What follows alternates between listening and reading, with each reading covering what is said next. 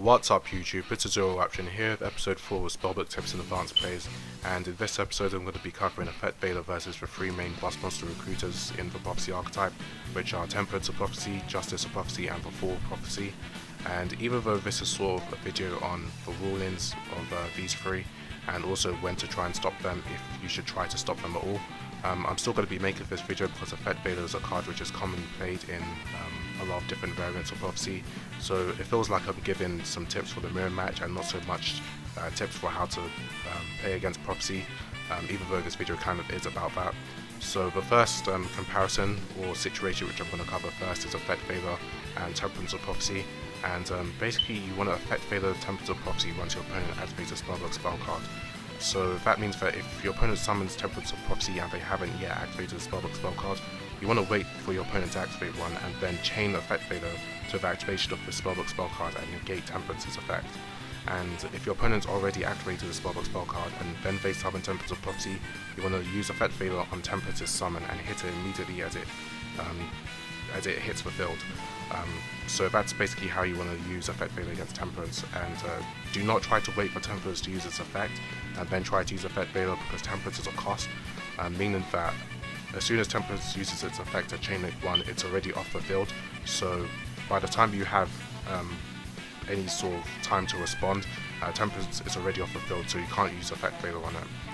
And the situation after is Temperance versus Justice of Prophecy. So basically you almost never would use Effect Veiler on Justice of Prophecy, if ever. In fact, I would incredibly discourage it, because Justice of Prophecy is an optional effect during end phase, and Effect Veiler is forced to resolve during end phase, and basically this means that if you drop Effect Veiler on Justice of Prophecy and let's say your opponent uses the Grand Spellbook Tower and then they go to the end phase, if the Spellbook player knows what they're doing and knows this ruling, they'll basically pass priority to you, the non-turn player, and then you definitely want to pass priority back, because you don't want to resolve your Effect Veiler yet, because your opponent will be able to use Justice effect, so you want to give priority back to turn player. And basically as soon as you do that, you're forced to resolve Effect Veiler, because Effect Veiler is a mandatory effect, and then after Effect Veiler is resolved, your opponent can then try to use Justice of Prophecy effect, which will go through and they'll basically get the effect and add a Spellbook spell card and a boss monster to their hand. And basically you don't want to do that because it's a total waste of Effect Veiler, so don't try to use Effect Veiler on Justice of Prophecy. And the next situation after that, and the final situation, is Effect Veiler versus the Fall Prophecy. And there are some instances which you want to use Effect Veiler on the Fall.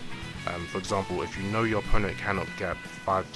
Spellbook spell cards with different names without using the Fall's effect, then definitely go and Effect Veiler it. But if you're not sure, then don't Effect Veiler the Fall. And this is because the Fall only requires it to activate its effect. It doesn't need to successfully resolve its effect in order to summon a Reaper during end phase, or a level 5 or higher Dark Spellcaster type monster. So basically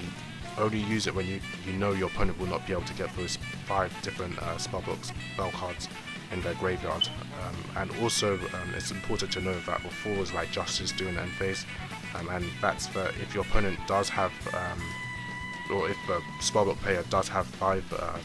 Spellbook spell cards with different names during their end phase, and you have Effect Veiler before, but you know your opponent has at least tried to activate its effect, then they'll simply pass priority back to you, and you'll be forced to resolve Effect Veiler, and then they'll resolve the Fall afterwards, and they'll be able to summon their Reaper Prophecy. So generally it's a bad idea to use Effect Veiler on the Fall unless you know your opponent cannot use unless you know your opponent cannot get 5 Spellbook spell cards with different names in their graveyard. So this is the video, guys. A brief summary: Effect Veiler versus Temperance. It's useful. As soon as your opponent's used a Spellbook spell card, you want to immediately Veiler Temperance. If they've already used it,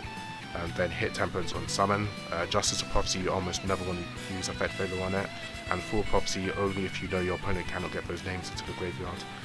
during the end phase. So that's the video. I hope you guys enjoyed, and this is Azure Options signing out, and have a nice day.